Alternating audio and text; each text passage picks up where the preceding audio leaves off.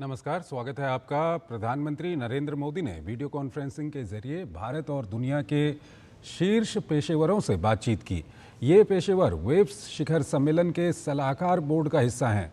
इनमें सुंदर पिचाई, सत्या नडेला, अमिताभ बच्चन, शाहरुख खान, चिरंजीवी, मोहनलाल, रजनीकांत, आमिर खान, AR रहमान, अक्षय कुमार, रणबीर कपूर, दीपिका पादुकोण, मुकेश अंबानी, आनंद महिंद्रा और अन्य शामिल हैं।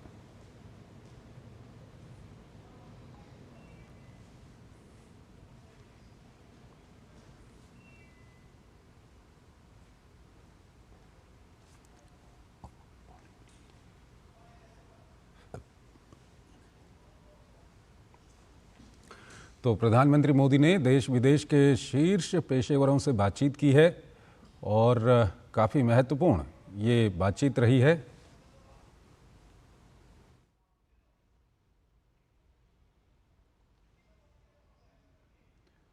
तो भारत और दुनिया के पेशेवर इसमें शामिल हैं और काफ़ी महत्वपूर्ण ये बातचीत रही है।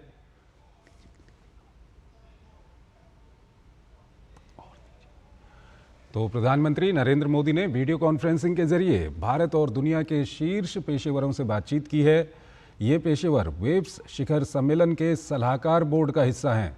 इनमें सुंदर पिचाई हैं सत्या नडेला, अमिताभ बच्चन, शाहरुख खान, चिरंजीवी, मोहनलाल, रजनीकांत, आमिर खान, AR रहमान, अक्षय कुमार, रणबीर कपूर, दीपिका पादुकोण, मुकेश अंबानी, आनंद महिंद्रा और अन्य शामिल हैं।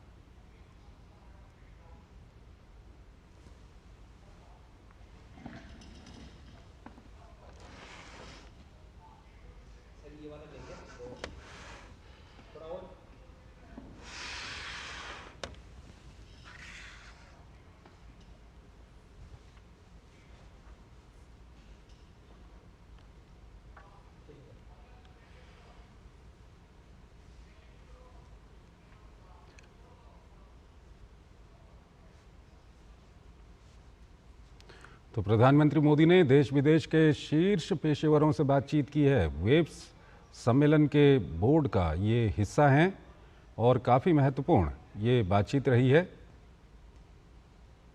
वेव्स शिखर सम्मेलन के सलाहकार बोर्ड का हिस्सा हैं और इनमें काफ़ी प्रख्यात लोग शामिल हैं। सुंदर पिचाई इसमें हैं सत्या नडेला, अमिताभ बच्चन, शाहरुख खान, चिरंजीवी, मोहनलाल, रजनीकांत, आमिर खान, AR रहमान, अक्षय कुमार, रणबीर कपूर, दीपिका पादुकोण, मुकेश अंबानी, आनंद महिंद्रा और अन्य लोग इसमें शामिल हैं।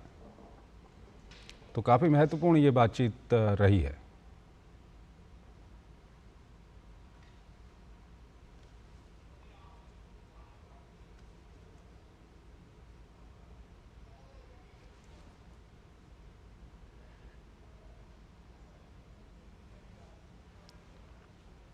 तो प्रधानमंत्री नरेंद्र मोदी ने वीडियो कॉन्फ्रेंसिंग के जरिए भारत और दुनिया के शीर्ष पेशेवरों से बातचीत की है। ये पेशेवर वेव्स शिखर सम्मेलन के सलाहकार बोर्ड का हिस्सा हैं। इनमें सुंदर पिचाई, सत्या नडेला, अमिताभ बच्चन, शाहरुख खान, चिरंजीवी, मोहनलाल, रजनीकांत, आमिर खान, AR रहमान, अक्षय कुमार, रणबीर कपूर, दीपिका पादुकोण, मुकेश अंबानी, आनंद महिंद्रा और अन्य शामिल हैं।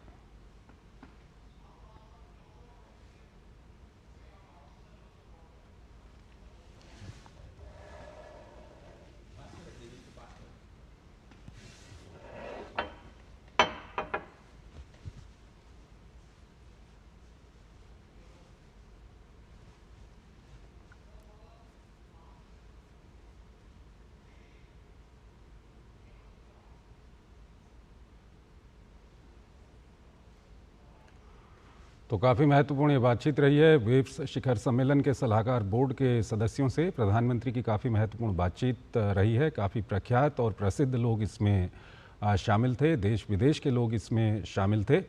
और आइए अब हम आपको संसद समाचार की ओर लिए चलते हैं और सबसे पहले बात करते हैं लोकसभा की।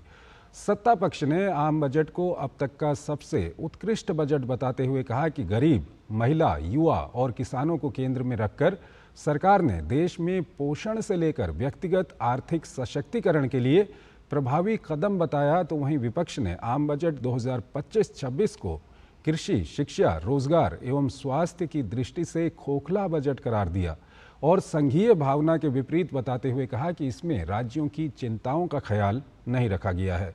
कांग्रेस के डॉक्टर धर्मवीर गांधी ने बजट चर्चा की शुरुआत करते हुए कहा कि भारत कोई एक राष्ट्र नहीं है जिसमें राज्यों को बांटा गया था, बल्कि ये राज्यों ने अपने अधिकारों को त्याग कर एक राष्ट्र के रूप में इसे स्वीकार किया था।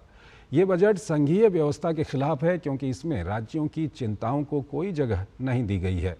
भारतीय जनता पार्टी भाजपा के राव राजेंद्र सिंह ने अपने भाषण की शुरुआत में 2017 में नोबेल पुरस्कार से सम्मानित रिचर्ड एच थेलर को उद्धृत करते हुए कहा कि अर्थव्यवस्था एवं मनोविज्ञान का संबंध होता है।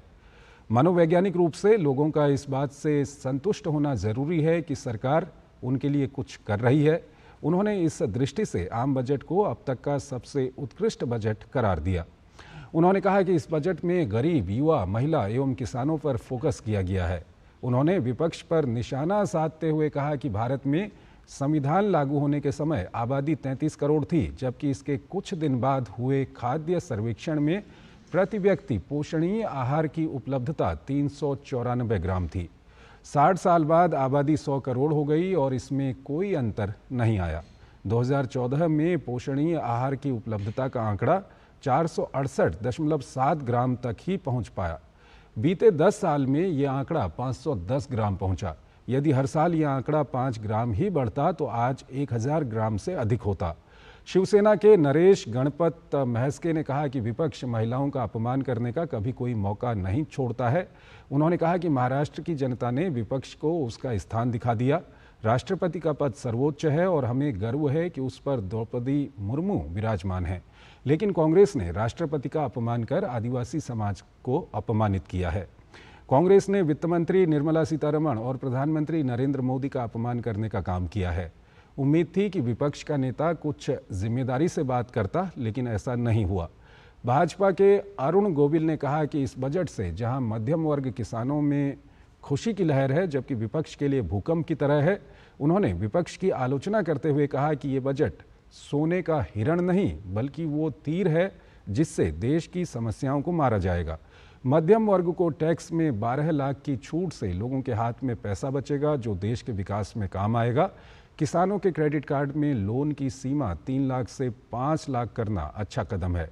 तृणमूल कांग्रेस के अभिषेक बनर्जी ने केंद्रीय बजट को बंगला विरोधी बजट बताया और कहा कि केंद्र सरकार ने प्रधानमंत्री आवास योजना के तहत पश्चिम बंगाल को मिलने वाली 8000 करोड़ रुपए से अधिक की राशि अब तक आवंटित नहीं की है।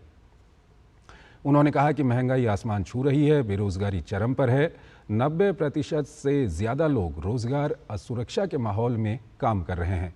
तेलुगु देशम पार्टी के दग्गू मल्ला प्रसाद राव ने कहा कि बजट में विकास की ठोस रणनीति बनाई गई है और इसमें आयकर की जो छूट दी गई है उससे बिजनेस बढ़ेगा, लोगों की साख बढ़ेगी और कर्ज ज़्यादा मिल सकेगा और खरीद क्षमता में बढ़ोतरी होगी। बजट में ग्रामीण क्षेत्रों के समग्र विकास के लिए कदम उठाए गए हैं। महिलाओं के कल्याण के लिए बजट में कई महत्वपूर्ण उपाय किए गए हैं। कांग्रेस के तारिक अनवर ने कहा है कि इस बार के बजट में आंकड़ों का जाल बनाया गया है और उसके जरिए भ्रम फैलाने का प्रयास किया गया है। उन्होंने कहा कि सरकार ने यदि काम किया है और दावा किया जाता है कि 15 करोड़ लोग गरीबी से उठाए गए हैं, तो 80 करोड़ लोगों को मुफ्त राशन क्यों दिया जा रहा है। डॉलर के मुकाबले रुपया लगातार गिर रहा है और सरकार गरीबी मापने का पैमाना बदल रही है। भाजपा के सुधीर गुप्ता ने कहा, बजट का इशारा शक्तिशाली भारत, कल्याणकारी भारत, जहां सबका विकास हो और विकास में सबकी भागीदारी हो। सरकार ने 50 लाख करोड़ रुपए से अधिक का बजट पेश किया है और अभूतपूर्व और असाधारण है। सरकार ने दलहन में आत्मनिर्भरता को बल दिया है और कहा गया है कि जो भी दाल लाएंगे उसे खरीदा जाएगा। इससे पहले प्रश्नकाल में केंद्रीय स्वास्थ्य मंत्री जेपी नड्डा ने एक सवाल के जवाब में लोकसभा में कहा कि आयुष्मान योजना दुनिया की स्वास्थ्य क्षेत्र की सबसे बड़ी योजना है।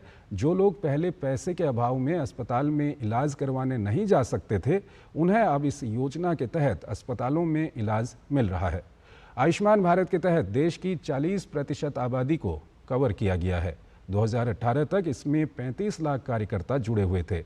देश में कुल 61 करोड़ से ज़्यादा लोगों को आयुष्मान भारत के तहत स्वास्थ्य कर सेवा दी गई है। अब तक अस्पताल में 8.6 करोड़ लोगों को इस योजना के तहत लाभ दिया जा चुका है। केंद्रीय मंत्री ने कहा कि आयुष्मान भारत योजना के तहत केंद्र सरकार सभी सुविधा दे रही है और समय पर पैसे का भुगतान भी किया जा रहा है। उन्होंने कहा कि जो गरीब अस्पताल जाने से कतराते थे, आयुष्मान भारत के तहत उन्हें सारी सुविधाएं अस्पतालों में उपलब्ध कराई जा रही हैं। लोकसभा में स्वास्थ्य और परिवार कल्याण राज्य मंत्री अनुप्रिया पटेल ने एक पूरक प्रश्न के जवाब में कहा कि राष्ट्रीय स्वास्थ्य मिशन के तहत देश में जो कार्यक्रम चलाए गए हैं उसके तहत दूर दराज की महिलाओं और बच्चों को बहुत अच्छा लाभ मिल रहा है और स्वास्थ्य क्षेत्र में लोगों को घर पर सुविधा मिल रही है। उन्होंने कहा कि सर्वाइकल कैंसर के मामले तेजी से बढ़ रहे हैं, लेकिन आयुष्मान भारत के तहत इस दिशा में कदम उठाए जा रहे हैं और समस्या को नियंत्रित करने का प्राथमिकता से प्रयास किया जा रहा है।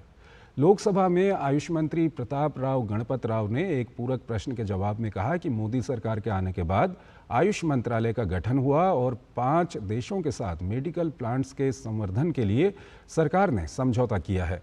उन्होंने कहा कि देश में भी इन पौधों का बड़े स्तर पर संरक्षण और संवर्धन किया जा रहा है। सरकार का प्रयास विदेशों में भी समझौते के तहत इन पौधों के संवर्धन को बढ़ावा देना है। उन्होंने कहा कि देश से लगभग 4000 मेडिसिन प्लांट का निर्यात किया जा रहा है। महिला और बाल कल्याण मंत्री अन्नपूर्णा देवी ने एक सवाल के जवाब में लोकसभा में कहा कि आंगनवाड़ी कार्यकर्ताओं को स्वास्थ्य सुविधा दी जा रही है और इसके लिए उन्हें आयुष्मान भारत के तहत जोड़ा गया है। उनका मानदेय भी बढ़ाया जा रहा है और उन्हें हर सुविधा देने का प्रयास किया जा रहा है। केंद्रीय मंत्री ने कहा कि सक्षम पोषण योजना के तहत 10 करोड़ लाभार्थी हैं और उनको सारी सुविधाएं मिले, इसके लिए केंद्र सरकार की तरफ से सारे उपाय किए जा रहे हैं। और आइए अब बात करते हैं राज्यसभा की। राज्यसभा में आज लंबे समय के बाद गैर सरकारी कामकाज हुआ और इसके तहत विभिन्न सदस्यों ने अपने अपने निजी विधेयक पेश किए। उच्च सदन में भोजनावकाश के बाद गैर सरकारी कामकाज के तहत तृणमूल कांग्रेस के डेरेक ओब्रायन ने संविधान संशोधन विधेयक 2024 अनुच्छेद 85 का संशोधन पेश करते हुए कहा कि संसद के दोनों सदनों की एक वर्ष में अनिवार्य रूप से 100 बैठकें कराई जानी चाहिए। डेरेक ने 2 अन्य निजी विधेयक भी पेश किए। इनमें भारतीय न्याय संहिता संशोधन विधेयक 2024 और डिजिटल साक्षरता का अधिकार विधेयक 2024 भी पेश किया। राजद के मनोज कुमार झा ने संसद उत्पादकता संवर्धन विधेयक 2024 पेश किया। उन्होंने इस विधेयक को पेश करते हुए कहा कि संसद के दोनों सदनों की वर्ष भर में 120 बैठकें अनिवार्य तौर पर होनी चाहिए। झा ने 2 अन्य निजी विधेयक भी पेश किए। इनमें अभिरक्षा में यातना का निवारण विधेयक 2024 और संविधान संशोधन विधेयक 2024 अनुच्छेद 124 और अनुच्छेद 216 संशोधन शामिल हैं। गैर सरकारी कामकाज के तहत आज उच्च सदन में विभिन्न दलों के सदस्यों ने करीब 48 निजी विधेयक पेश किए। तृणमूल कांग्रेस की सदस्य मौसम बी नूर ने कृत्रिम मेधा कर्मचारियों के अधिकारों का संरक्षण विधेयक 2023 पेश किया, जो कार्यस्थलों पर एआई के उपयोग और कार्यान्वयन के संबंध में कर्मचारियों के अधिकारों की रक्षा से संबंधित था।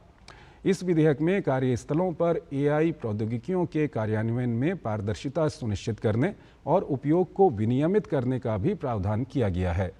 नूर ने डीप फेक रोकथाम और अपराधीकरण विधेयक भी पेश किया, जो बिना सहमति के डीप फेक सामग्री के निर्माण, प्रसार और उपयोग को रोकने और अपराध को कम करने पर जोर देता है। कांग्रेस के विवेक तनखा ने उद्यमिता अवकाश विधेयक 2024 पेश किया, जिसमें केंद्र सरकार के कर्मचारियों, सार्वजनिक क्षेत्र के उपक्रमों के कर्मचारियों और वैधानिक, स्वायत्त और संवैधानिक निकायों के कर्मचारियों की सेवा शर्तों में प्रावधान करने की मांग की गई है, ताकि वो अपने स्टार्टअप उद्यम को आगे बढ़ाने के लिए 2 साल तक अवैतनिक अवकाश का लाभ उठा सकें। भारतीय जनता पार्टी भाजपा की सुमित्रा वाल्मीकि ने राष्ट्रीय जनजातीय विरासत परिषद विधेयक 2024 पेश किया, जो भारत में जनजातीय समुदायों की समृद्ध सांस्कृतिक विरासत के संरक्षण और संवर्धन के लिए एक राष्ट्रीय जनजातीय विरासत परिषद की स्थापना पर जोर देता है। भाजपा के एक अन्य सदस्य अजीत माधवराव गोपछड़े ने केंद्र सरकार द्वारा एक निगरानी प्राधिकरण का गठन, निष्पक्ष निविदा प्रथाओं को बढ़ावा देने और गुणवत्ता आश्वासन के लिए दिशा निर्देशों का मसौदा तैयार करके सार्वजनिक कार्यों के निष्पादन में पारदर्शिता, जवाबदेही और गुणवत्ता आश्वासन सुनिश्चित करने के लिए लोक निर्माण, गुणवत्ता आश्वासन और पारदर्शिता विधेयक 2024 पेश किया। भारतीय कम्युनिस्ट पार्टी मार्क्सवादी के वी शिवदासन ने भारत में सभी नागरिकों को मुफ्त सार्वजनिक स्वास्थ्य देखभाल का अधिकार प्रदान करने के लिए मुफ्त सार्वजनिक स्वास्थ्य देखभाल का अधिकार विधेयक 2024 पेश किया। आम आदमी पार्टी के विक्रमजीत सिंह साहनी ने ऑनलाइन मंचों पर अभद्र भाषा की रोकथाम और नियंत्रण, डिजिटल सद्भाव और जिम्मेदार ऑनलाइन व्यवहार को बढ़ावा देने, ऑनलाइन अभद्र भाषा से संबंधित अपराधों को परिभाषित करने और दंड का प्रावधान करने और ऑनलाइन मंच के लिए नियामक ढांचा बनाने की खातिर ऑनलाइन हेट स्पीच रोकथाम विधेयक 2024 पेश किया। आम आदमी पार्टी के अशोक मित्तल एवं संजीव अरोड़ा, राष्ट्रवादी कांग्रेस पार्टी एसपी की फौजिया खान, निर्दलीय कार्तिकेय शर्मा, द्रमुक के पी विल्सन, भारतीय कम्युनिस्ट पार्टी के संतोष कुमार पी, राजद के एडी सिंह, मार्क्सवादी कम्युनिस्ट पार्टी के ए रहीम और जॉन ब्रिटास, भाजपा के सतनाम सिंह संधू, सुजीत कुमार एवं संजय सेठ, कांग्रेस के इमरान प्रताप गढ़ी, सैयद नसीर हुसैन एवं शक्ति सिंह गोहिल और तृणमूल कांग्रेस की सागरिका घोष ने अपने निजी विधेयक पेश किए। और इसके साथ ही सदन में राकापा एसपी सदस्य फौजिया खान के निजी विधेयक लैंगिक अपराधों से बालकों का संरक्षण संशोधन विधेयक 2024 पर चर्चा शुरू हुई। अपना निजी विधेयक पेश करते हुए फौजिया खान ने बच्चों को लैंगिक अपराधों से बचाने की ज़रूरत पर बल दिया। चर्चा में शामिल विभिन्न सदस्यों ने भी बच्चों को इस प्रकार के गंभीर अपराधों से बचाने की ज़रूरत पर बल दिया और इस संबंध में अब तक सरकार द्वारा उठाए गए कदमों का जिक्र किया। हालांकि सदस्यों ने कहा कि इस समस्या पर काबू पाने के लिए अभी काफ़ी कुछ और करने की ज़रूरत है। चर्चा में भाजपा के राधा मोहन दास अग्रवाल और सुधांशु त्रिवेदी, कांग्रेस के जयराम रमेश, आम आदमी पार्टी के संजीव अरोड़ा, राजद के संजय यादव ने भाग लिया। इस निजी विधेयक पर चर्चा अधूरी रही। इससे पहले सुबह शून्यकाल और प्रश्नकाल सुचारू रूप से चला। शून्यकाल में सदस्यों ने लोक महत्व से जुड़े अपने अपने मुद्दे उठाए, वहीं प्रश्नकाल में मंत्रियों ने सदस्यों के पूरक सवालों के जवाब दिए। शून्यकाल में जनता दल यू सदस्य संजय झा ने बिहार के दरभंगा हवाई अड्डे का नाम मध्यकाल के प्रसिद्ध मैथिल कवि विद्यापति पर रखे जाने की मांग उठाई। उन्होंने कहा कि विद्यापति ने भारतीय साहित्य और भक्ति परंपरा में अत्यधिक महत्वपूर्ण योगदान दिया है और मिथिला क्षेत्र के वासियों के दिलों में उनकी अमिट छाप है। झारखंड से भारतीय जनता पार्टी भाजपा के सदस्य प्रदीप कुमार वर्मा ने कुरमाली, मुंडारी, नागपुरी, खोरठा और हो भाषाओं को संविधान की 8वीं अनुसूची में शामिल करने की मांग उठाई। राष्ट्रीय जनता दल के सदस्य मनोज झा ने आय की बढ़ती असमानता का मुद्दा उठाते हुए इसे अर्थव्यवस्था और सामाजिक स्थिरता के लिए खतरा करार दिया और इसे दूर करने के लिए केंद्र से तत्काल कदम उठाने का आग्रह किया। भारतीय जनता पार्टी भाजपा की दर्शना सिंह ने डीप फेक से जुड़ा मुद्दा उठाया। वहीं समाजवादी पार्टी के रामजीलाल सुमन ने आलू किसानों की समस्या का जिक्र किया। सुमन ने कहा कि आलू की लागत 1600 रुपये प्रति क्विंटल आती है और पिछली बार उत्तर प्रदेश की सरकार द्वारा घोषित खरीद मूल्य 459 रुपया प्रति क्विंटल था। उन्होंने कहा कि दुर्भाग्यपूर्ण स्थिति यह है कि आलू को खाद्यान्न में शामिल नहीं किया गया, जबकि आलू उत्पादन में हिंदुस्तान का दुनिया में तीसरा स्थान है। भाजपा के गोविंद भाई ढोलकिया ने सूरत के हीरा उद्योग से जुड़ी परेशानियों को उठाया और गुजरात श्रम योगी कल्याण बोर्ड की तर्ज पर रत्न कलाकार कल्याण बोर्ड का गठन किए जाने की मांग की। कांग्रेस के अनिल कुमार यादव ने हैदराबाद स्थित मूसी नदी की स्थिति का मुद्दा उठाया। कांग्रेस के ही जेबी माथिर हिशाम ने केरल में युवाओं के नशे की लत का शिकार होने का मुद्दा उठाया और सरकार से इस दिशा में ठोस कदम उठाने का आग्रह किया। शून्यकाल में ही भाजपा के सुजीत कुमार ने जंक फूड के उपयोग में बेतहाशा वृद्धि का दावा करते हुए सरकार से संबंधित नियमों को और सख्त बनाने और लोगों को ऐसे खाद्य पदार्थों के प्रति हतोत्साहित करने के लिए अतिरिक्त कर लगाने का आग्रह किया। भारतीय कम्युनिस्ट पार्टी भाकपा के सदस्य पी संतोष कुमार ने खाड़ी सहकारी परिषद जीसीसी के तहत 6 देशों में रहने वाले भारतीयों के सामने आ रही परेशानियों का मुद्दा उठाया और विदेश जाने वाले श्रमिकों पर एक व्यापक नीति की मांग की। शून्यकाल में ही भाजपा की मेधा कुलकर्णी ने सड़क दुर्घटनाओं में वृद्धि का मुद्दा उठाया, जबकि आप सदस्य संजीव अरोड़ा ने साइकिल निर्माताओं को हो रही परेशानी का जिक्र किया। तो संसद समाचार में फिलहाल इतना ही। आप बने रहिए डीडी न्यूज़ के साथ। नमस्कार।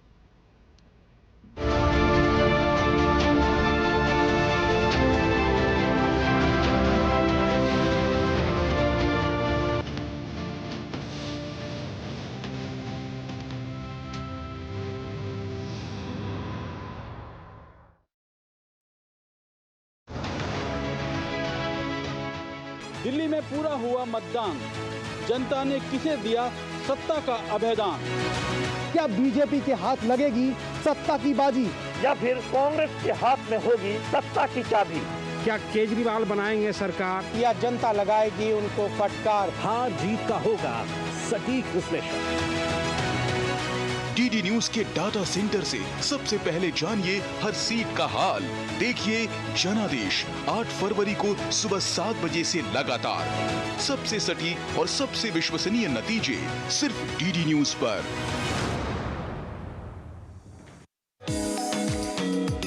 सेव यूथ सेव फ्यूचर प्रयास युवाओं के जीवन में सकारात्मक बदलाव लाने का। कैसे बड़े परिवर्तन की वाहक बन रही हैं हमारे देश की बेटियां और कैसे जल संरक्षण की दिशा में हो रहे हैं सकारात्मक प्रयास। देखिए गुड न्यूज जज्बा इंडिया का मेरे साथ रविवार रात 9 बजे सिर्फ डीडी न्यूज पर।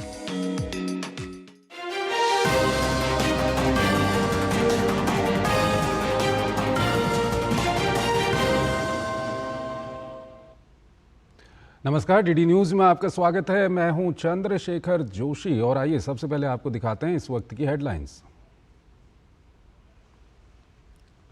कल आएगा दिल्ली चुनाव का रिजल्ट, पारदर्शी और सटीक परिणामों के लिए चुनाव आयोग की तैयारी पुख्ता। एग्जिट पोल ने बढ़ाया राजधानी का तापमान।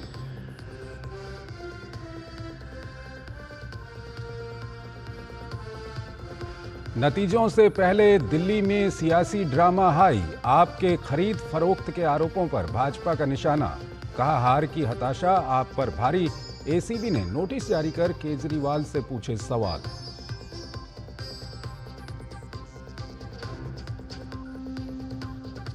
राहुल गांधी के महाराष्ट्र चुनावों पर उठाए सवालों पर चुनाव आयोग का रुख साफ।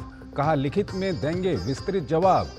महाराष्ट्र सीएम देवेंद्र फडणवीस ने कांग्रेस नेता पर गलत नैरेटिव फैलाने का लगाया आरोप।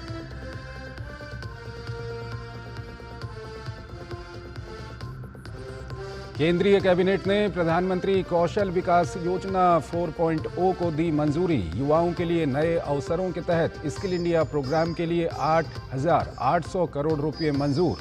नेशनल कमीशन फॉर सफाई कर्मचारी के 3 वर्ष और बढ़ाए गए।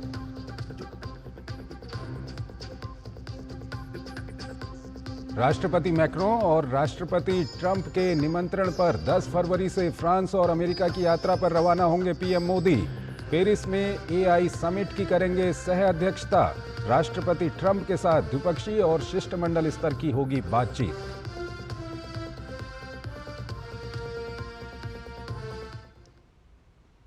और आइए अब खबरों को विस्तार से देखते हैं। 5 फरवरी को दिल्ली विधानसभा के लिए मतदान हुआ था और कल दिल्ली का जनादेश सामने आ जाएगा।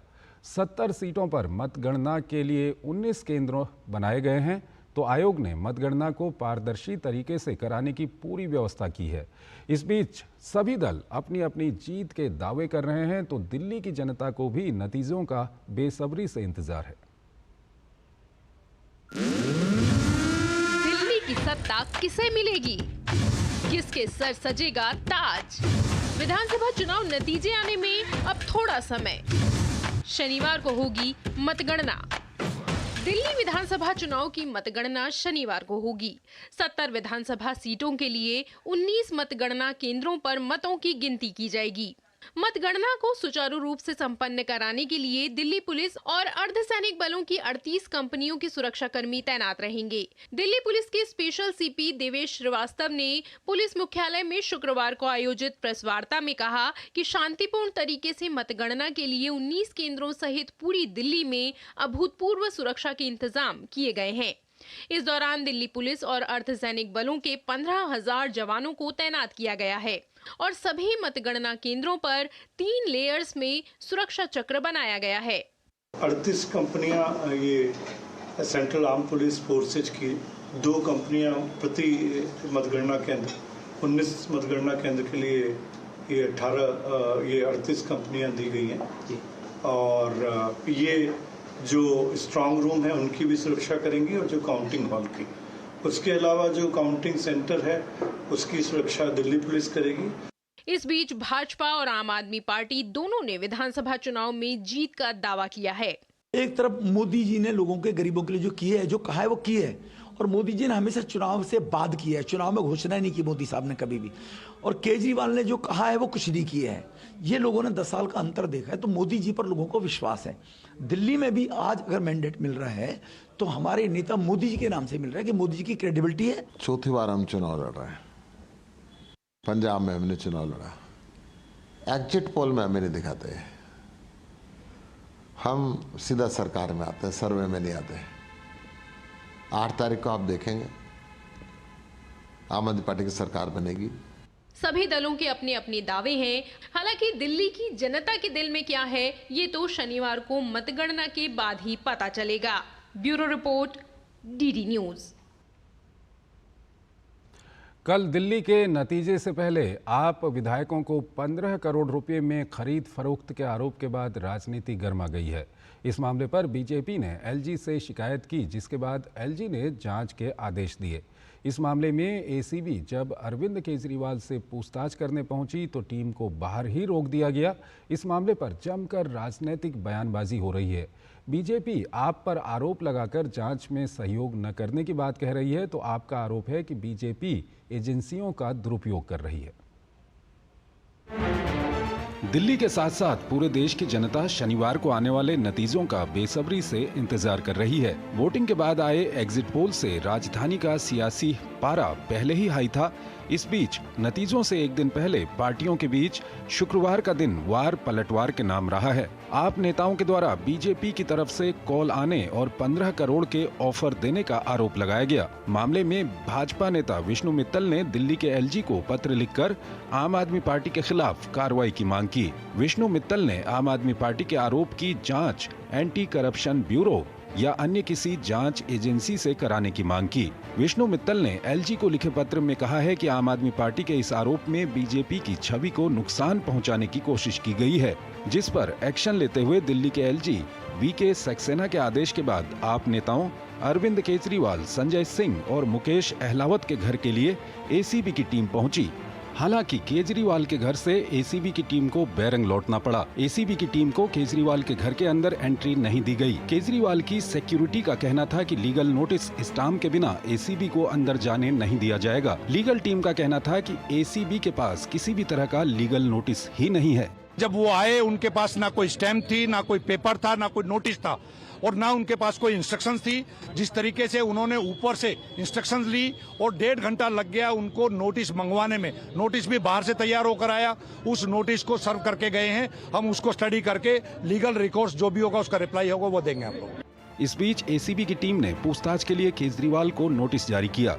नोटिस में पूछा गया है कि किस किस को 15 करोड़ रुपए का ऑफर मिला है, उनके नाम बताएं। नोटिस में उन सभी 16 उम्मीदवारों की जानकारी मांगी गई है जिनके पास ऑफर का फोन आया था। वहीं इस बीच आपके राज्यसभा सांसद संजय सिंह भी बयान दर्ज कराने एसीबी दफ्तर पहुंचे। ये शिकायती पत्र मैंने स्वयं से एसीबी में दिया है और पूरे मामले की जांच की मांग की है। आपके आरोपों को लेकर भाजपा हमलावर है। भाजपा नेताओं ने आम आदमी पार्टी पर चुनाव में हार के डर की बौखलाहट से मानसिक संतुलन खोने का आरोप लगाया। आपने जो आरोप लगाए घटिया, बेबुनियाद हैं। अगर आपके पास तथ्य हैं तो रखिए, नहीं तो फिर इसका परिणाम भुगतने के लिए तैयार रहिए। और मैं बार बार कह रहा हूँ, आप जिस तरह की घटिया राजनीति करते हैं, दिल्ली वाले इस राजनीति को पसंद नहीं करते। एजेंसियों ने अगर स्टेप उठाया है और ये एजेंसियां स्टेप नहीं उठाएंगी, संवैधानिक संस्थाएं अगर न्यूट्रल होकर काम नहीं करेंगी, गलत लोगों के खिलाफ कार्रवाई नहीं होगी तो देश में अराजकता फैल जाएगी। तो मैं बधाई दूंगा एंटी करप्शन ब्यूरो को, और उन लोगों को केजरीवाल को बताना चाहिए, नाम कोट करना चाहिए, ऑफर देने वाले के खिलाफ भी कार्रवाई होनी चाहिए और जिसको कहा उसके खिलाफ भी कार्रवाई होनी चाहिए। मुझे पूरा विश्वास है। थैंक यू बोलता हूँ मैं। थैंक्स एसीबी, आपने त्वरित कार्रवाई की। ऐसे लोग जो दूसरों पर छींटाकशी करते हैं, इनकी पूरी जांच होनी ही चाहिए, क्योंकि ऐसा बात कहने के पीछे आधार होना चाहिए और एसीबी किसी निष्कर्ष पे पहुंचेगी, हम ऐसा विश्वास करते हैं। दिल्ली विधानसभा चुनाव के लिए आए एग्जिट पोल के बाद बढ़े राजनीतिक पारे के बीच सबकी नजरें कल आने वाले नतीजों पर हैं, जिसके बाद ये साफ हो जाएगा कि दिल्ली के दिल पर असल में किसका राज है। अमरेंद्र गुप्ता के साथ bureau report, DD news. Delhi विधानसभा चुनाव के नतीजों से पहले महाराष्ट्र के विधानसभा चुनाव के नतीजों पर एक बार फिर से सियासत छिड़ गई है। राहुल गांधी ने लोकसभा चुनाव के बाद महाराष्ट्र विधानसभा चुनाव के समय बड़ी संख्या में वोटरों के बढ़ने पर सवाल खड़े किए हैं। राहुल गांधी ने चुनाव आयोग से स्पष्टता मांगी है तो आयोग ने जवाब दिया है कि जल्द ही सभी तथ्य उपलब्ध कराए जाएंगे। इस मामले पर बीजेपी भी राहुल गांधी पर हमलावर है। दिल्ली चुनाव के कल नतीजे आने से पहले विपक्षी दल चुनाव आयोग पर फिर से सवाल उठाने लगा है। राहुल गांधी, सुप्रिया सुले और संजय राउत ने दिल्ली में प्रेस वार्ता करके महाराष्ट्र में विधानसभा चुनाव में वोटरों की संख्या पर सवाल खड़े किए हैं। राहुल गांधी ने आरोप लगाया है कि 2024 के लोकसभा चुनाव के बाद महाराष्ट्र में हुए विधानसभा चुनाव के समय लाखों की संख्या में वोटरों में इजाफा हुआ है, लेकिन चुनाव आयोग इसके आंकड़े उपलब्ध नहीं करा रहा है। देखिए, हम आरोप नहीं लगा रहे हैं, लगाना चाहिए मगर हम लगा नहीं रहे। हम आपसे सिर्फ महाराष्ट्र की वोटर लिस्ट मांग रहे हैं। विपक्षी दलों के आरोपों के बाद बीजेपी ने पलटवार किया है। महाराष्ट्र के मुख्यमंत्री देवेंद्र फडणवीस ने कहा है कि दिल्ली में मिलने वाली हार से पहले राहुल गांधी गलत नैरेटिव फैलाकर असल मुद्दों से ध्यान भटकाने की कोशिश कर रहे हैं।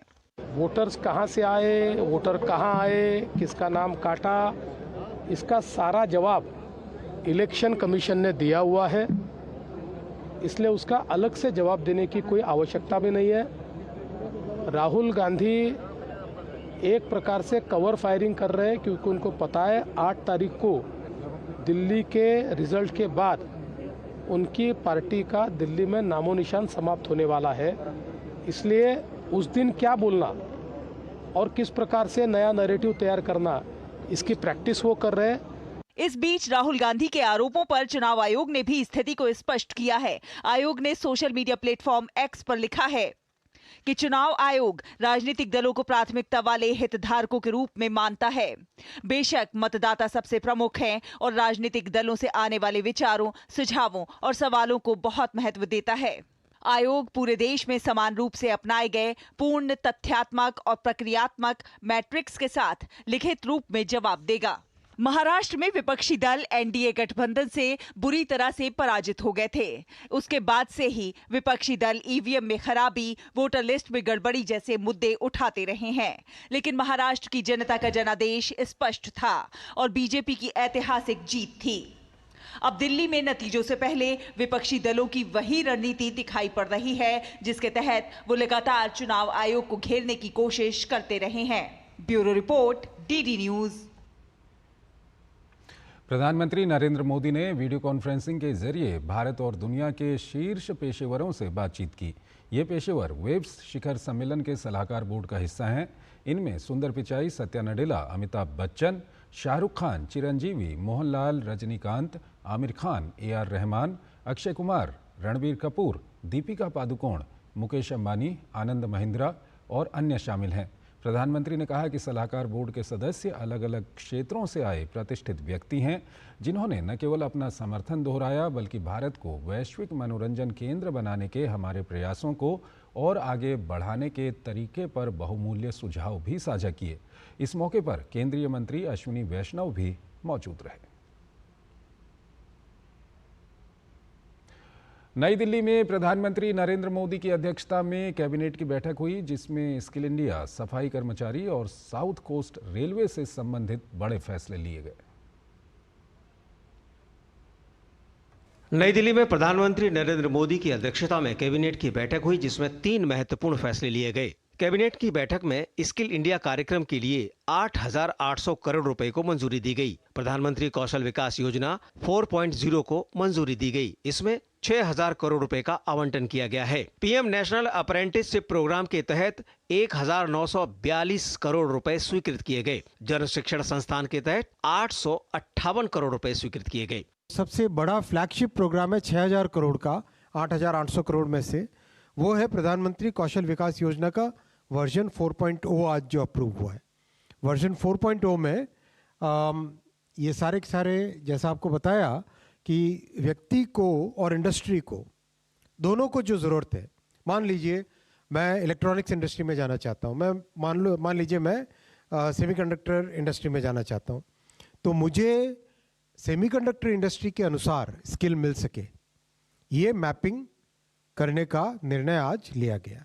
कैबिनेट की बैठक में सफाई कर्मचारी आयोग की समय सीमा बढ़ा दी गई है। सफाई कर्मचारी आयोग को 3 सालों के लिए विस्तार दिया गया है, जिसके लिए आयोग पर 50.91 करोड़ रुपए का खर्च आएगा। हमारे जो सफाई कर्मचारी हैं उनके लिए, उनके डेवलपमेंट के लिए, उनके विकास के लिए जो नेशनल कमीशन ऑन सफाई कर्मचारी बना हुआ है उसको आज 3 वर्ष के लिए और एक्सटेंशन दिया गया। और इसमें बहुत ही ध्यान दिया गया कि हमारे समाज का एक ये वर्ग ऐसा है जिस वर्ग को सबसे ज़्यादा ध्यान देने की ज़रूरत है, और इसीलिए इस पे 3 वर्ष का और एक्सटेंशन दिया गया है। करीब 50 करोड़ का 51 करोड़ का खर्चा इस पे आएगा। और जो स्ट्रक्चर है, chairperson, vice chairperson, members, secretary, joint secretary, जिससे कि वो देश भर में घूम के देश भर में सफाई कर्मचारी से जुड़ी हुई जितनी भी समस्याएं हैं उनको हल कर सके। तीसरे महत्वपूर्ण फैसले के तहत कैबिनेट की बैठक में साउथ कोस्ट रेलवे के रूप में नए जोन बनाने की स्वीकृति दी गई। इससे दक्षिण तट रेलवे जोन से रेलवे परिचालन की दक्षता बढ़ेगी। ईस्ट कोस्ट रेलवे में रायगढ़ में नया रेलवे डिवीजन स्थापित किया जाएगा। साथ ही वाल्टियर डिवीजन के प्राचीन नाम को बदलकर अब नया नाम विशाखापत्तनम रेलवे डिवीजन रखा गया है। साउथ कोस्ट रेलवे जोन एक नया बनाया गया है। इसका पोस्ट फैक्टो अप्रूवल आज कैबिनेट ने दिया। कुछ ही हफ्तों पहले माननीय प्रधानमंत्री जी ने विशाखापट्टनम में अपने प्रवास के दौरान इसका अनाउंसमेंट किया था, तो आज इसका पोस्ट फैक्टो अप्रूवल दिया गया। और इसके 3 बड़े मुख्य पॉइंट है। पहला पॉइंट है कि नया रेलवे जोन जो आंध्रा रीऑर्गेनाइजेशन एक्ट में पार्लियामेंट की तरफ से कमिटमेंट था, वो कमिटमेंट इस साउथ कोस्ट रेलवे जोन के बनने से पूरा होता है। जो ईस्ट कोस्ट रेलवे है उसमें रायगढ़ एक नया डिवीज़न क्रिएट किया गया है। रायगढ़ नया डिवीज़न ईस्ट कोस्ट के रेलवे की एफिशिएंसी के लिए, ओवरऑल पूरे रेलवे नेटवर्क की एफिशिएंसी के लिए बहुत ज़रूरी है। और तीसरा इसमें बड़ा निर्णय ये है कि वॉल्टेयर जो कि एक कॉलोनियल नाम था, विशाखापट्टनम वाइजैक जिसको कहते हैं हम, ये विशाखापट्टनम को अपने खुद के नाम के साथ नहीं जाना जाता था, वॉल्टेयर के नाम से जाना जाता था। वो कॉलोनियल नाम भी आज हटा के उसका फैसला लिया गया। इस रेलवे डिवीज़न का नाम रहेगा विशाखापट्टनम रेलवे डिवीज़न। कैबिनेट की बैठक में युवाओं की भागीदारी को विकसित भारत में सुनिश्चित करने पर भी बल दिया गया। Rishi Kumar, DD news, Delhi. 10 फरवरी को पीएम मोदी फ्रांस और अमेरिका की यात्रा पर रवाना होंगे। पीएम मोदी फ्रांस के राष्ट्रपति के निमंत्रण पर पेरिस में हो रही एआई समिट की सह अध्यक्षता करेंगे। फ्रांस के राष्ट्रपति के साथ पीएम मोदी द्विपक्षीय वार्ता करेंगे तो मार्सेल में भारतीय काउंसलेट का उद्घाटन करेंगे। फ्रांस के बाद पीएम मोदी 12 और 13 फरवरी को अमेरिका की यात्रा पर रहेंगे, जहां वो नवनिर्वाचित राष्ट्रपति डोनाल्ड ट्रंप के निमंत्रण पर जा रहे हैं। राष्ट्रपति ट्रंप के दूसरे कार्यकाल की शुरुआत में ही अमेरिका यात्रा करने वाले पीएम मोदी चुनिंदा नेताओं में से एक हैं, जो दोनों देशों के रिश्तों की गहराई को दर्शाता है। प्रधानमंत्री नरेंद्र मोदी फ्रांस और अमेरिका की यात्रा पर 10 फरवरी को रवाना होंगे। पीएम मोदी फ्रांस के राष्ट्रपति इमैनुअल मैक्रों के निमंत्रण पर फ्रांस की राजकीय यात्रा पर रहेंगे, जहां वो एआई एक्शन समिट की सह अध्यक्षता करेंगे। पेरिस में होने वाली इस समिट में एआई जगत के दिग्गज भाग लेंगे तो कई देशों के प्रमुख नेता भी इसमें शिरकत करेंगे। Prime Minister will co-chair this AI Action Summit alongside President Macron of France. We expect that a leaders' declaration will be adopted at this summit. PM Modi अपनी फ्रांस यात्रा के दौरान राष्ट्रपति मैक्रों के साथ द्विपक्षीय मुलाकात करेंगे तो भारत फ्रांस के सीईओ और बिजनेस लीडर्स के साथ भी बैठक करेंगे। पीएम मोदी अपनी यात्रा के दौरान राष्ट्रपति मैक्रों के साथ फ्रांस के शहर मार्सेले का दौरा भी करेंगे, जहां दोनों नेता नए खुल रहे भारतीय काउंसलेट का उद्घाटन करेंगे। The Prime Minister and President Macron will address the India-France CEOs Forum. On the 12th of February, the two leaders will together visit the Mazarg War Cemetery, and this will be an opportunity for both leaders to pay tribute to the sacrifices made by Indian soldiers during the First World War. प्रधानमंत्री नरेंद्र मोदी मार्सेले में international thermal nuclear experimental reactor का दौरा करेंगे। France यात्रा के बाद PM Modi America का दौरा करेंगे, जहां वो अमेरिका के नए राष्ट्रपति डोनाल्ड ट्रंप के आधिकारिक निमंत्रण पर जा रहे हैं। अमेरिका में ट्रंप प्रशासन के आने के बाद पीएम मोदी उन कुछ नेताओं में से हैं जो अमेरिका के दौरे पर जा रहे हैं। पीएम मोदी राष्ट्रपति ट्रंप के साथ द्विपक्षीय और शिष्टमंडल स्तर की बातचीत करेंगे। अपनी यात्रा के दौरान पीएम मोदी दोनों देशों के बिजनेस लीडर्स से संवाद करेंगे, तो भारतीय समुदाय के लोगों से भी पीएम मोदी संवाद करेंगे। Prime Minister would be amongst the first few world leaders to visit the United States following the inauguration of President Trump. The Prime Minister has been invited to visit the US within barely 3 weeks of the new administration taking office. Shows the importance of the India-US partnership and is also reflective of the bipartisan support that this partnership enjoys in the United States. PM Modi की France और America की यात्रा दोनों देशों के साथ भारत के संबंधों को आगे बढ़ाने में और ज्यादा मददगार होगी। अमृतपाल सिंह के साथ ब्यूरो रिपोर्ट, डीडी न्यूज। संसद के बजट सत्र में आज दोनों सदनों में कामकाज देखने को मिला। दोनों ही सदनों में प्रश्नकाल सुचारू रूप से चला, तो मंत्रालयों से संबंधित पूछे गए प्रश्नों पर सरकार की ओर से जवाब दिया गया। राष्ट्रपति के अभिभाषण पर चर्चा पूरी होने के बाद अब दोनों ही सदनों में बजट पर चर्चा शुरू हो गई है, जिसमें सत्तापक्ष और विपक्ष की तरफ से कई सदस्यों ने भाग लिया। शुक्रवार को संसद के दोनों सदनों में कामकाज सुचारू रूप से देखने को मिला। शून्यकाल में तमिलनाडु के मछुआरों से जुड़े मुद्दों को डीएमके ने सदन में उठाया। उसके बाद लोकसभा में आम बजट पर चर्चा शुरू की गई, जिसमें सत्ता पक्ष और विपक्ष के सदस्यों ने हिस्सा लिया। इससे पहले प्रश्नकाल में दोनों सदनों में कई अहम सवालों के उत्तर दिए गए। केंद्रीय मंत्री जेपी नड्डा ने लोकसभा में एक सवाल के उत्तर में बताया कि उर्वरक की कोई किल्लत नहीं है।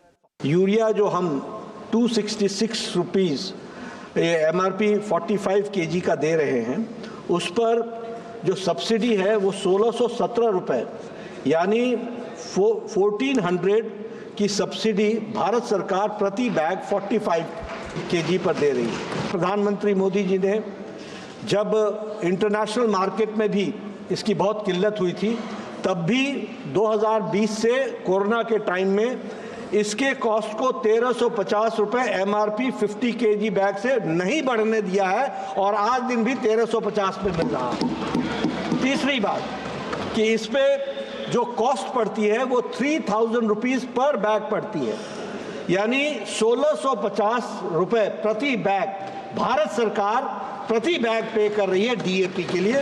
ये हमको ध्यान रखना है। उधर राज्यसभा में भी प्रश्नकाल के दौरान कृषि मंत्रालय और वाणिज्य मंत्रालय से जुड़े कई अहम सवालों के उत्तर दिए गए। किसान को देश भर में एक बाजार उपलब्ध होता है, पर बड़ी बात यह कि बिचौलियों की संख्या कम हो जाती है। कई जगह हम देखते हैं कि एक जगह रेट बहुत अच्छे हैं, दूसरी जगह रेट नहीं मिलते हैं। किसान को फायदा यह है कि पूरे देश की मंडियों का रेट पता चलता है और वो सीधे सीधे व्यापारी के साथ अपने माल को बेचने के लिए ट्रेडिंग कर सकता है और इसलिए वो निश्चित तौर पर अपने घर से अपनी उपज को बेच सकता है। I'd like to inform the honorable member through you, sir, that his information that exports are declining is not entirely accurate. Exports have been growing.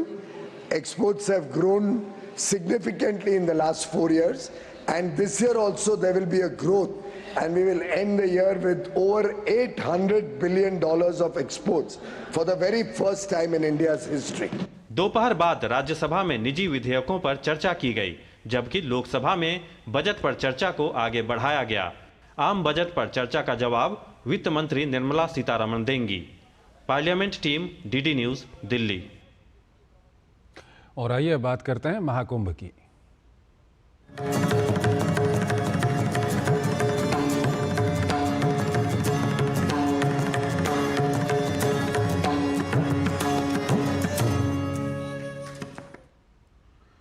Prayagraj में चल रहे महाकुंभ से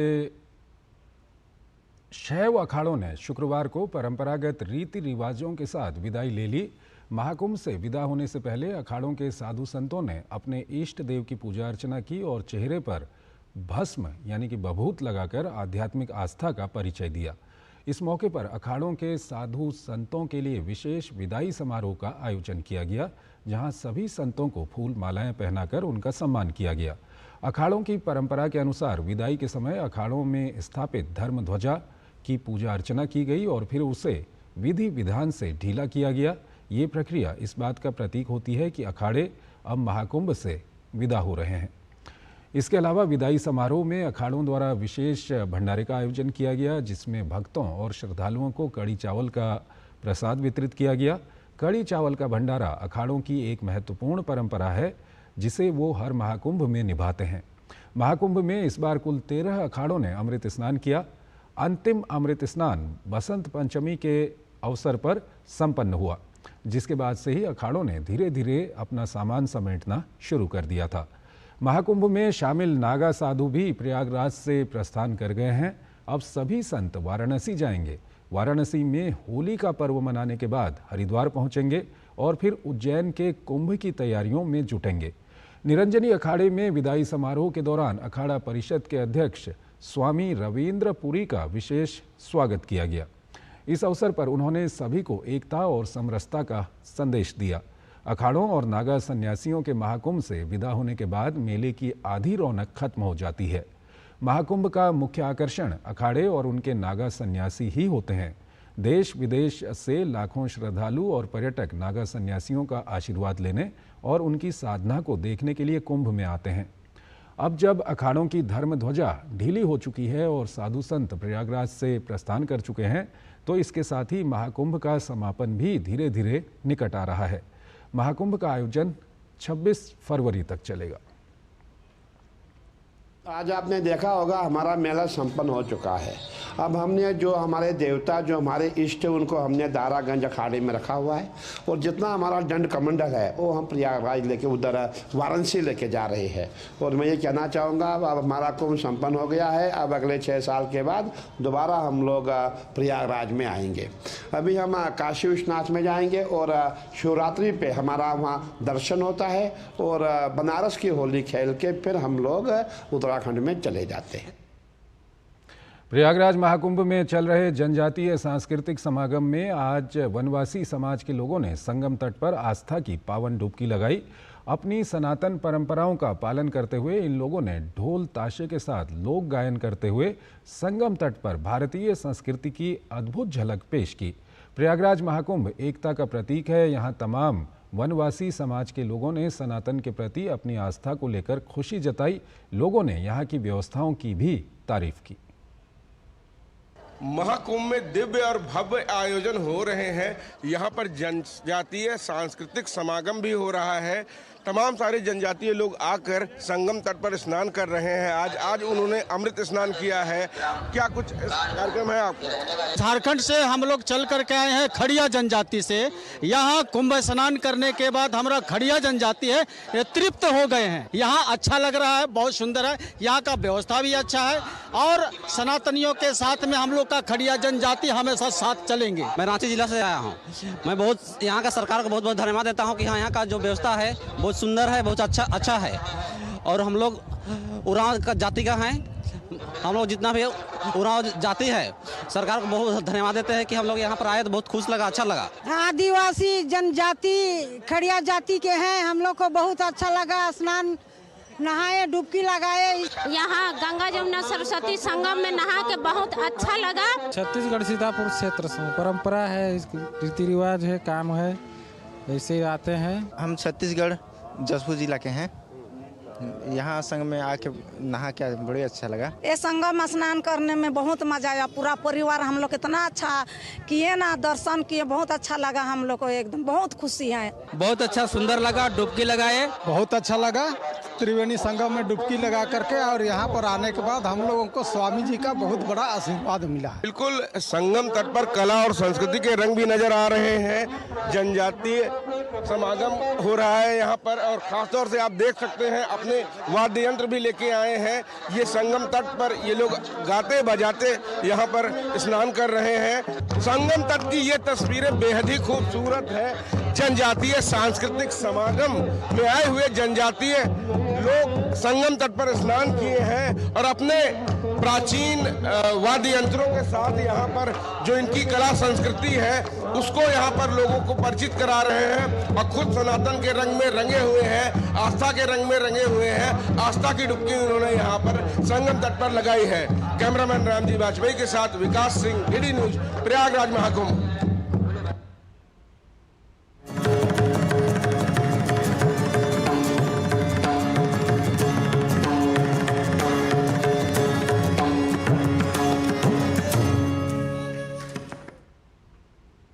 भारतीय रिजर्व बैंक ने 5 वर्षों के बाद रेपो रेट में कटौती का ऐलान किया है। लंबे इंतजार के बाद आरबीआई ने रेपो रेट में 25 बेसिस अंकों की कटौती की है, जिसके बाद ब्याज दरों में कमी आने की उम्मीद बंध गई है। अगर बैंक ब्याज दरों में कमी करते हैं तो इसका सीधा फायदा होम लोन से लेकर कार लोन पर पड़ेगा और आम लोगों को बड़ी राहत मिलेगी। आरबीआई ने बीते 5 वर्षों में पहली बार रेपो रेट को घटाया है। रेपो रेट की समीक्षा के लिए 5 फरवरी से 7 फरवरी तक आरबीआई एमपीसी की बैठक हुई। गवर्नर संजय मल्होत्रा की अगुवाई में हुई एमपीसी की पहली बैठक के बाद फैसलों के बारे में जानकारी देते हुए उन्होंने बताया कि रेपो रेट में 25 आधार अंकों की कटौती की गई है। The MPC decided unanimously to reduce the policy rate by 25 basis points from 6.5% to 6.25%. I repeat, the MPC unanimously decided to reduce the policy rate by 25 basis points from 6.5% to 6.25%. Repo दर वह ब्याज दर है जिस पर वाणिज्यिक bank केंद्रीय bank से पैसा उधार ले सकते हैं। रेपो रेट में 0.25% की कमी के बाद ये 6.25% पर आ गई है, जो पहले 6.50% थी। रेपो दर 2 साल से 6.50% पर स्थिर बनी हुई थी। आरबीआई ने पिछली बार मई 2020 में कोरोना महामारी के समय रेपो रेट को 0.40% घटाकर 4% किया था। फिर वैश्विक चुनौतियों को देखते हुए आरबीआई ने मई 2022 में दरों में बढ़ोतरी करना शुरू कर दी थी। ये सिलसिला 2023 में थमा। अब 5 साल के बाद रेपो रेट में कमी का सीधा असर लोन की ब्याज दरों पर होगा और होम लोन, ऑटो लोन और पर्सनल लोन सस्ते होंगे और कंज्यूमर को राहत मिलेगी। We will continue to strengthen, rationalize and refine the prudential and conduct related framework. I think this is very important in the overall interest of our economy. The economic interest also warrants increasing efficiency in the economy, and this too is our duty. We recognize that just like there are no free lunches, regulation to enhance stability and consumer protection too is not devoid of costs. There are trade-offs between stability and efficiency. We will keep this trade-off in mind while formulating each and every regulation. Repo rate का पूरी अर्थव्यवस्था में ब्याज दरों पर प्रभाव पड़ता है।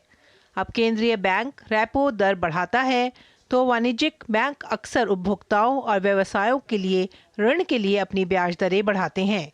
रेपो दर का उपयोग करके केंद्रीय बैंक महंगाई को नियंत्रित करते हैं। जब अर्थव्यवस्था बहुत तेजी से बढ़ रही हो और कीमतें बहुत तेजी से बढ़ रही हो तो केंद्रीय बैंक रेपो दर बढ़ा सकता है। इससे उधार लेना अधिक महंगा हो जाता है, जिससे खर्च धीमा हो सकता है और मुद्रास्फीति कम हो सकती है। दूसरी ओर यदि अर्थव्यवस्था सुस्त है और मुद्रास्फीति बहुत कम है तो केंद्रीय बैंक उधार लेने और खर्च को प्रोत्साहित करने के लिए रेपो दर कम कर सकता है। रेपो रेट में बदलाव से बजट पर भी असर पड़ता है। आरबीआई गवर्नर ने क्रेडिट यानी कर्ज पर ब्याज दरों को कम करके एक सकारात्मक संकेत दिया है और देश में वित्तीय स्थिरता और उपभोक्ताओं के हितों का ख्याल रखने की आरबीआई की प्रतिबद्धता को दिखाया है। Bureau report, DD news.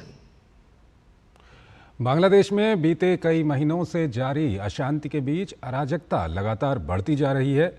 बीते कुछ दिनों में कई अलग अलग शहरों में आगजनी की घटनाओं में इजाफा हुआ है तो निशाने पर शेख मुजीबुर रहमान की विरासत और उनकी पार्टी के नेता हैं। अंतरिम सरकार लगातार स्थिति को नियंत्रित करने की बात कह रही है, लेकिन घटनाओं की तस्वीरें साफ बयां कर रही हैं कि यूनुस सरकार के हाथ से स्थितियां निकल रही हैं। बांग्लादेश की ये तस्वीरें वहां की अराजकता की गवाह हैं। गुरुवार शाम को एक अनियंत्रित भीड़ ने पूर्व राष्ट्रपति अब्दुल हामिद के आवास पर तोड़फोड़ और आगजनी की। इससे पहले शाम को एक भीड़ ने किशोरगंज जिले के आवामी लीग कार्यालय को बुलडोजर से ध्वस्त किया था, जिससे इलाके में तनाव बढ़ गया। डेली स्टार अखबार की रिपोर्ट के मुताबिक गुरुवार को लगभग 2 दर्जन जिलों में आवामी लीग के नेताओं के घरों पर हमला किया गया और आगजनी की गई। इस दौरान कई स्थानों पर बंगबंधु शेख मुजीबुर रहमान की फोटो और प्रतिमाओं को भी ध्वस्त कर दिया गया और उनका स्वरूप बिगाड़ दिया गया। इस बीच बांग्लादेश पुलिस ने मशहूर एक्ट्रेस मेहर अफरोज शान को गिरफ्तार कर लिया है। उन पर देशद्रोह का आरोप लगाया गया है। देश भर में तोड़फोड़ और आगजनी की घटनाओं पर गहरी चिंता व्यक्त करते हुए पूर्व प्रधानमंत्री खालिदा जिया के नेतृत्व वाली बांग्लादेश नेशनलिस्ट पार्टी BNP ने डॉक्टर यूनुस के नेतृत्व वाली अंतरिम सरकार से देशव्यापी अशांति को नियंत्रित करने का आग्रह किया। BNP ने शुक्रवार की सुबह एक बयान में ये चिंता व्यक्त की कि यदि सरकार मौजूदा स्थिति को नियंत्रित करने की अपनी क्षमता प्रदर्शित करने में विफल रहती है तो राज्य और सरकार की स्थिरता खतरे में पड़ जाएगी। BNP नेता रुहुल कबीर रिजवी ने कहा कि जनता में ये धारणा है कि मौजूदा अंतरिम सरकार पिछले 6 महीनों में भगौड़े तानाशाह और उसके सहयोगियों को न्याय के दायरे में लाने के लिए प्रभावी और स्पष्ट कदम उठाने में विफल रही है। हालांकि मोहम्मद यूनुस के नेतृत्व वाली अंतरिम सरकार ने कहा है कि देश भर में तोड़फोड़ और आगजनी की घटनाओं का दृढ़ता से विरोध किया जाएगा। अंतरिम सरकार ने एक बयान में कहा, अंतरिम सरकार इस बात को लेकर काफी चिंतित है कि कुछ व्यक्ति और समूह देश भर में विभिन्न संस्थानों और प्रतिष्ठानों में तोड़फोड़ और आगजनी का प्रयास कर रहे हैं। सरकार ऐसी गतिविधियों का दृढ़ता से विरोध करेगी। भारत ने बांग्लादेश के संस्थापक और पूर्व राष्ट्रपति शेख मुजीबुर रहमान के आवास में आगजनी और तोड़फोड़ की कड़ी निंदा की है। भारतीय विदेश मंत्रालय की तरफ से जारी बयान में घटना को अफसोसजनक बताते हुए कहा गया है कि कब्जे और उत्पीड़न की ताकतों के खिलाफ बांग्लादेश के लोगों के वीरतापूर्ण प्रतिरोध के प्रतीक शेख मुजीबुर रहमान का ऐतिहासिक निवास नष्ट करना दुखद है। विदेश मंत्रालय ने कहा कि बांग्ला अस्मिता और गौरव के प्रतीक को नष्ट करना बांग्लादेश की राष्ट्रीय चेतना पर गहरी चोट है। बर्बरता के इस कृत्य की कड़ी निंदा की जानी चाहिए। दरअसल 5 फरवरी को बांग्लादेशी कट्टरपंथियों ने पूर्व राष्ट्रपति शेख मुजीबुर रहमान का निजी आवास तोड़ने के साथ ही उसमें आग भी लगा दी थी। प्रदर्शनकारी शेख हसीना के ऑनलाइन भाषण का विरोध कर रहे थे और अवामी लीग पर प्रतिबंध लगाने की मांग कर रहे थे। वहीं अपदस्थ प्रधानमंत्री शेख हसीना ने अपने संबोधन में इस घटना को बांग्लादेश की अस्मिता पर हमला बताया। बांग्लादेश में ये अशांति बुधवार रात हसीना के ऑनलाइन संबोधन से शुरू हुई। इसके बाद प्रदर्शनकारियों ने शेख मुजीब के घर और अवामी लीग के नेताओं को निशाना बनाना शुरू कर दिया। Bureau report, DD news. तो इस बुलेटिन में फिलहाल इतना ही। आप बने रहिए DD न्यूज़ के साथ। नमस्कार।